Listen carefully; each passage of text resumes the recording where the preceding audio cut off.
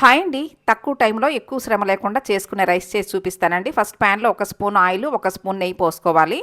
ఇప్పుడు ఇందులో కట్ చేసుకున్న ఒక ఉల్లిపాయ వేసి 4 పచ్చిమిర్చి కూడా వేసుకుని ఈ వేగిన తర్వాత జీడిపప్పు పలుకులు వేసుకోవాలండి.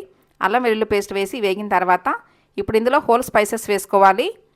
లైట్గా వేయించుకున్న తర్వాత ఇప్పుడు ఇందులో పొడవుగా కట్ చేసుకున్న 2 టమాటాలు వేసుకోవాలండి. టమాటాలు మగ్గిన తర్వాత 1 స్పూన్ కారం, 1 స్పూన్ సాల్టు, కొత్తిమీర, పుదీనా వేసి అంతా ఒకసారి బాగా వేయించుకోవాలండి.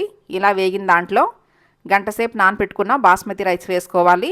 నార్మల్ రైస్తో అయినా చేసుకోవచ్చండి రైస్ని.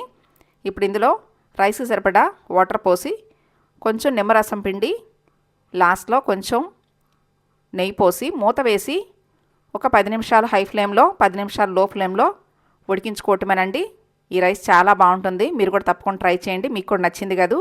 అయితే మిస్ చేయకుండా లైక్ చేయండి, షేర్ చేయండి, నా ఛానల్ సబ్స్క్రైబ్